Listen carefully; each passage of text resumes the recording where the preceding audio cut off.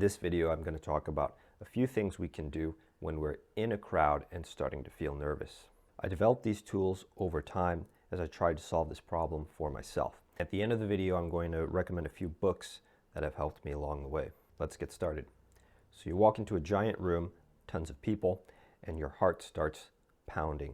The most common response is that people would think, oh no, it's my anxiety again, this is not good. The right way to think about this is to first become the observer of this machine that is the human body. A machine whose primary goal is survival. So the correct thought is, ooh, interesting response here.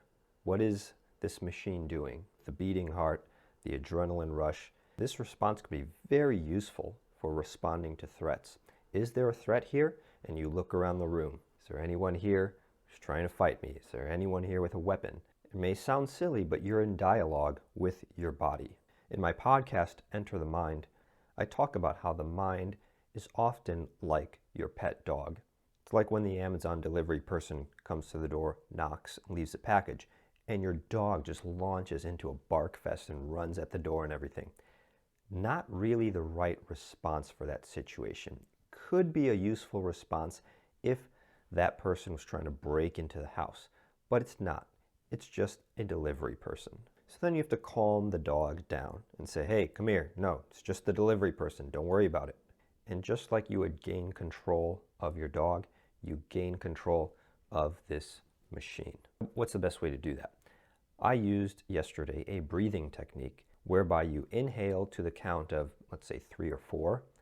You hold that breath for 3 or 4 seconds, and then you exhale for an amount of time that's longer, so maybe 6 to 8 seconds.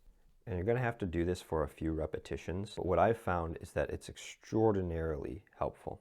Second, we need to become aware of our facial expressions and any tension in our body, because there's this weird 2-lane highway between body and emotions where when we feel fear, our body will show that expression, but then when the body shows the expression, it kind of makes us even more fearful. So if you allow an expression of fear, it's going to add to the feeling.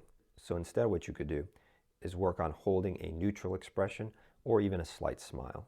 And third, I would shift perspectives to get out of that first-person perspective. So I might ask myself what this room would look like if I were in the sky looking down at everybody, or if I was that person over there looking at me over here, what would I be seeing? And I think that helps bring us back a little closer to reality. I think the bigger takeaway from this video is that dealing with nervousness or anxiety in crowds is just one example of how we relate with the mind. There's all sorts of other examples, like when we might feel sad or depressed, when we might feel angry. But what's common with all of these situations is that the way we handle these situations will be highly dependent on how we relate to our own mind.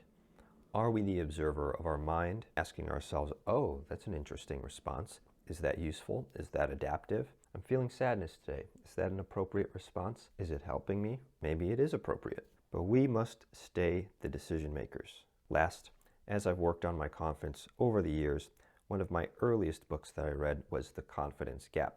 It's been a long time since I read it, but I do remember that at the time it was helping me take a first step and pivot towards working on myself in this area. Another book, one that might help reinforce this concept of body awareness, is The Body Keeps the Score by Bessel van der Kolk. Finally, if this video is helpful, please give it a like, share it with your family and friends, and put in the comments below what other questions you would like me to answer in my other videos. Until next time, think deeply and put your existence first.